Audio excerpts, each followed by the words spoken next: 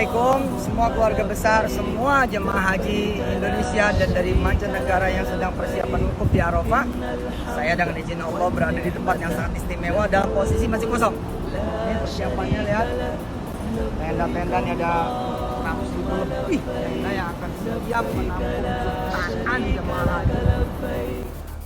Jangan hanya dia datang ke Mekah, berhaji, berkurban di sana, sementara di Indonesia dia mengorbankan para investor dari berbagai investasi yang dia inisiasi.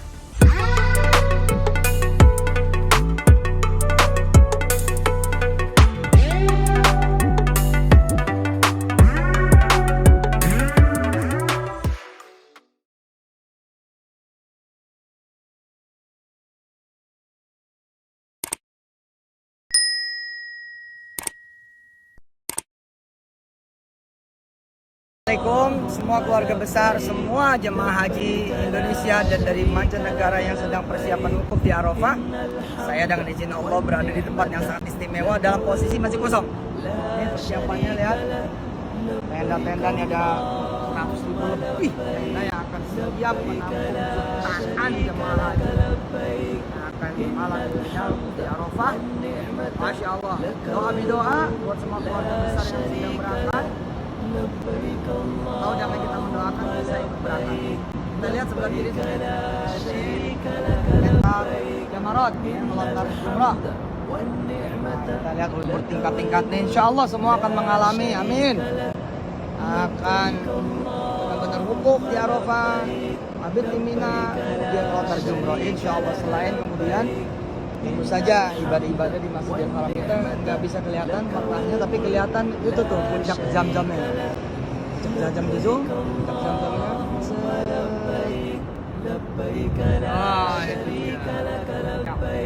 Keren jam-jam.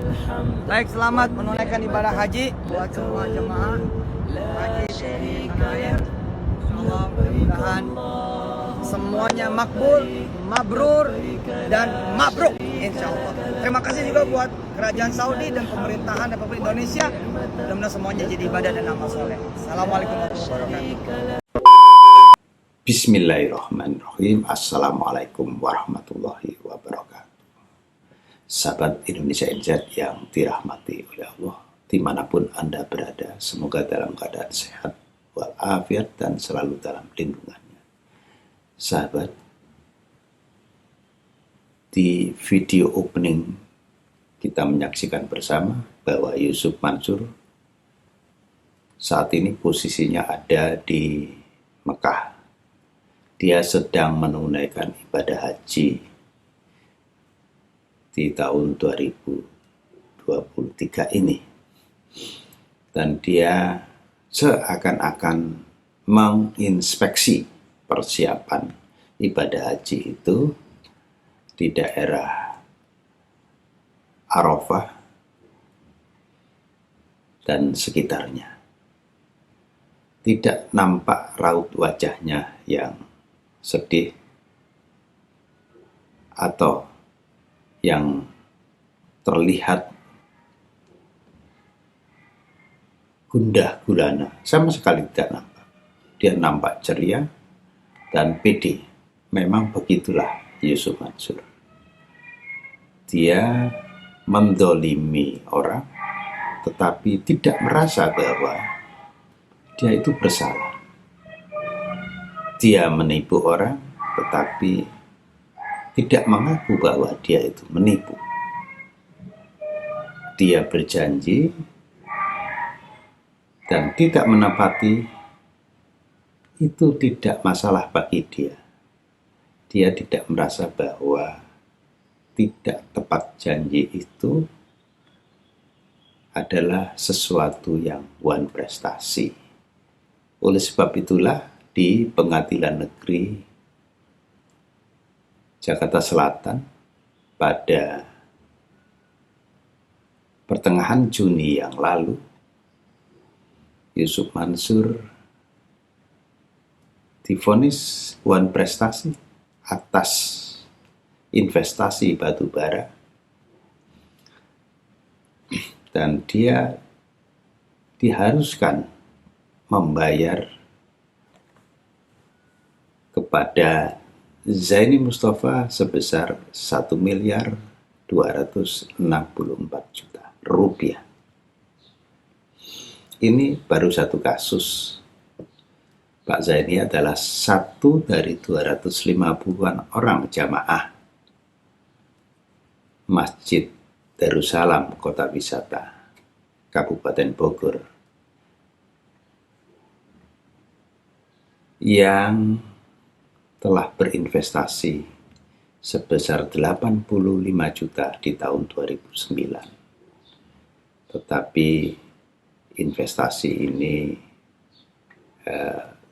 tidak kunjung mendapatkan hasil, bahkan induknya pun tidak kembali. Nah, digugatlah Yusuf Mansur ke Pengadilan Negeri Jakarta Selatan. Nanti akan bermunculan lagi gugatan-gugatan terhadap Yusuf Mansur atas investasi patungan usaha, kondotel Moyavidi, patungan aset, tabung tanah,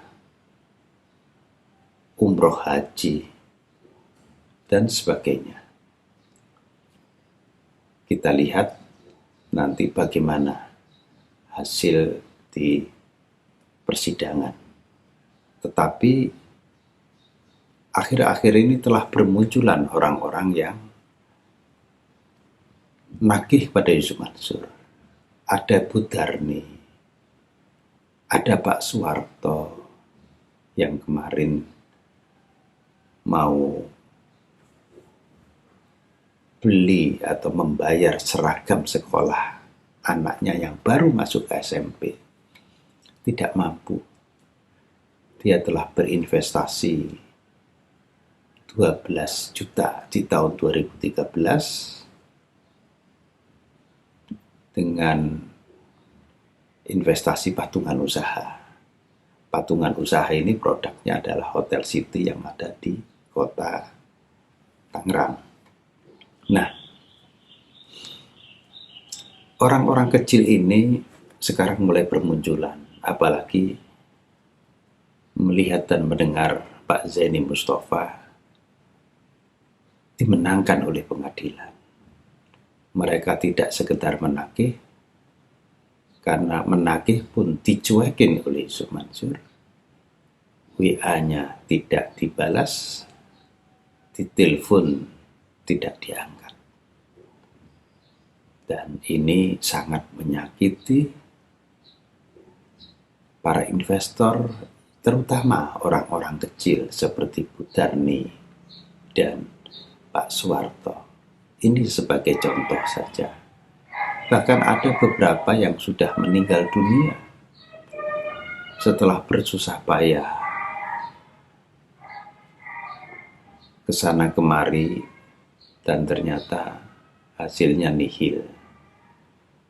Ada juga yang sempat dikembalikan setelah setahun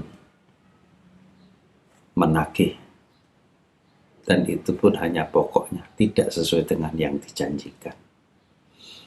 Nah, saudara, Yusuf Mansur masih saja melakukan flexing, pamer semua aktivitas yang dia jalani. Tapi dia lupa bahwa dia punya masalah banyak di belakang. Dia bahkan nyalek sekarang ini. Sudah daftar ke KPU. Dan tinggal kita tunggu apakah dia lolos dan masuk pada daftar caleg tetap atau gagal. Yang perlu kita catat di sini, setelah musim haji selesai, Yusuf Mansur pasti kembali ke Tangerang. Dan siap-siaplah dia akan menghadapi gelombang penagihan. Dan ini sebenarnya yang harus dia perhatikan. Jangan hanya dia datang ke Mekah, berhaji, berkurban di sana, sementara di Indonesia dia mengorbankan para investor dari berbagai investasi yang dia inisiasi. Ini harus dia pahami, dia sadari, dia insafi, dan dia selesaikan masalahnya. Adalah sangat memalukan jika nanti dia lolos sebagai caleg, ya, lolos sebagai calon tetap